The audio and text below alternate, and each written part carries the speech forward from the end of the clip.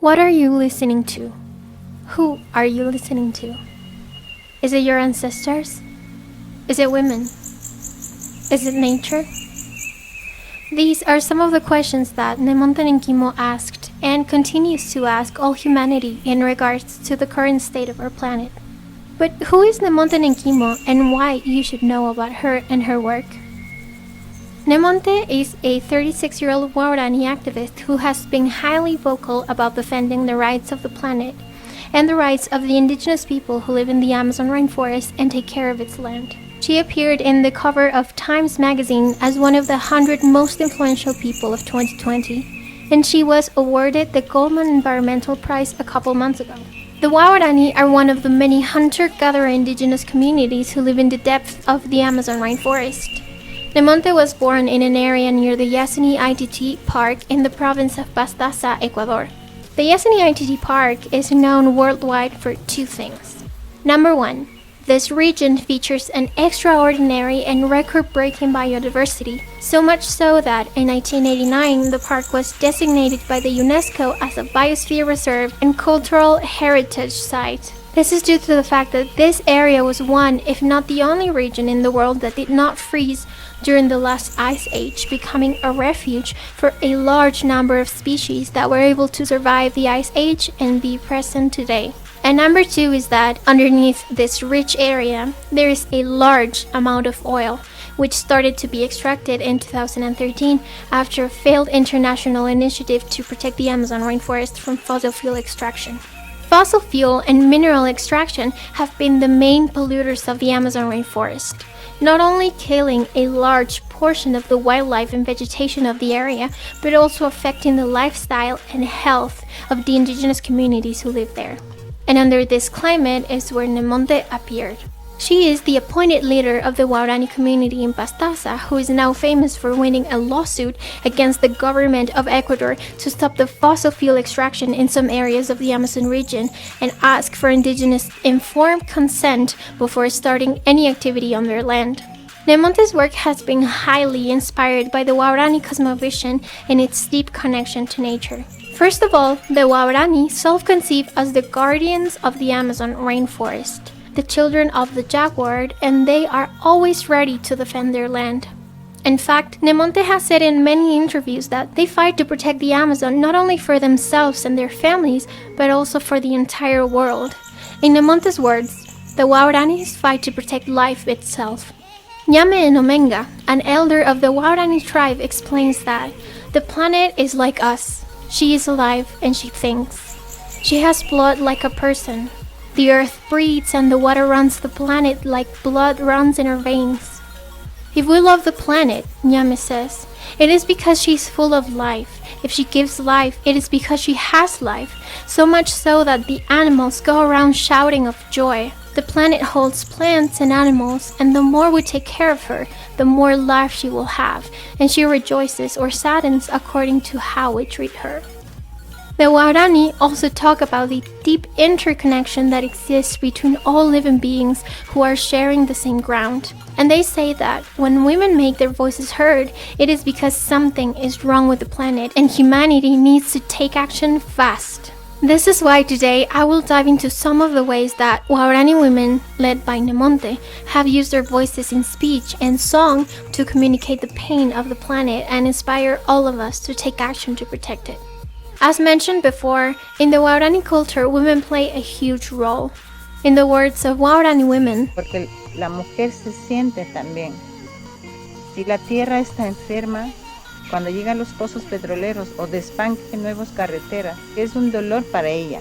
Es como una mujer. Si la mujer rompió el brazo, ella no puede trabajar. Ella está muy mal.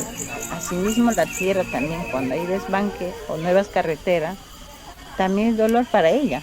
Y nosotros también.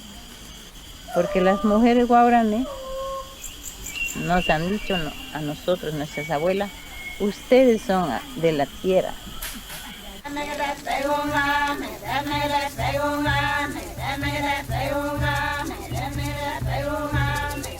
Es importante las lideresas que han pasado, de muchas historias, las mujeres sabias. Ellas son muy importantes y por ellas nosotros hemos salido al frente. Por eso el consejo de ellos a nosotros es seguir luchando y no dejar que nos arrastre el mundo, el monstruo grande que son los capitales o los gobiernos.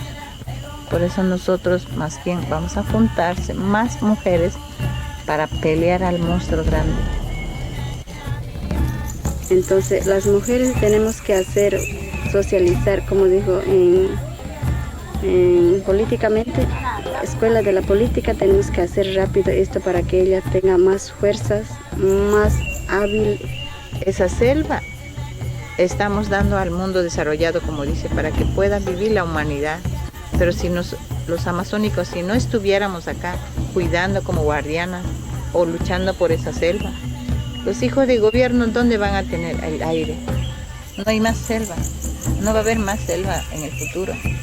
Solo la selva del territorio guaraní nos va a quedar para nosotros y para la generación de nuestros hijos, no solo para guaraní, sino para el mundo, que tenemos que cuidar, proteger y respetar esos territorios para nosotros.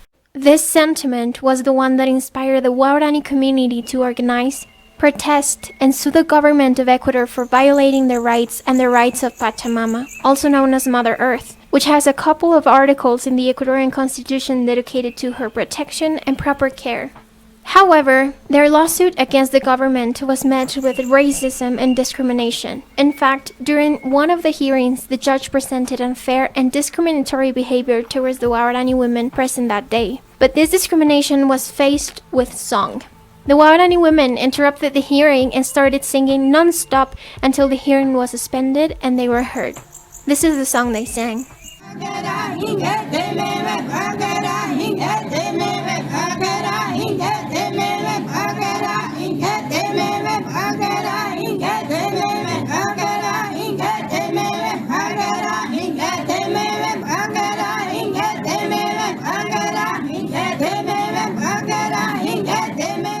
Later, Nemonte translated the lyrics of the song to the judge, and they said, "We do not want war like our ancestors did.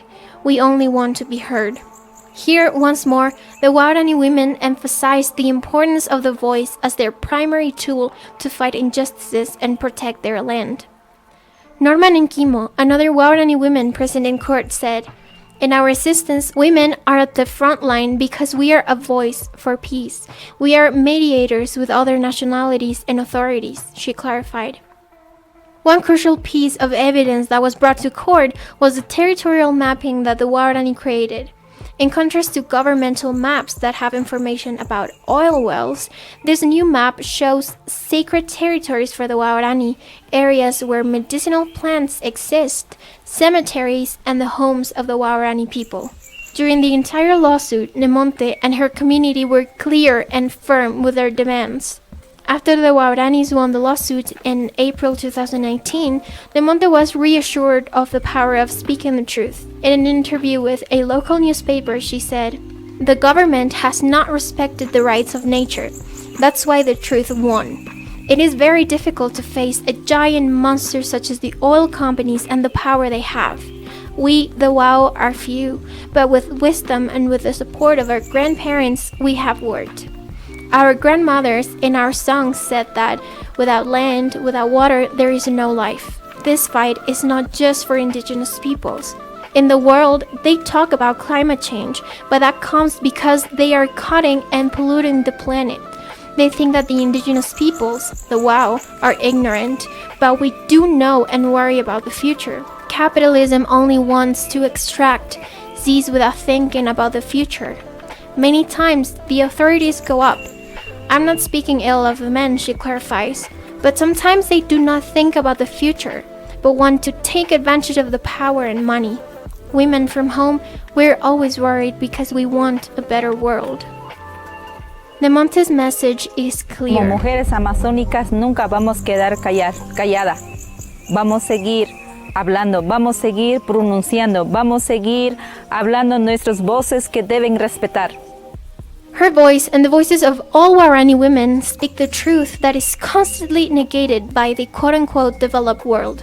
The Wao and many indigenous communities around the world know how to take care of the land. They have done it for centuries now. Guarani women feel the pain of the planet, and they use their voices to directly address the powerful and speak for those who can't.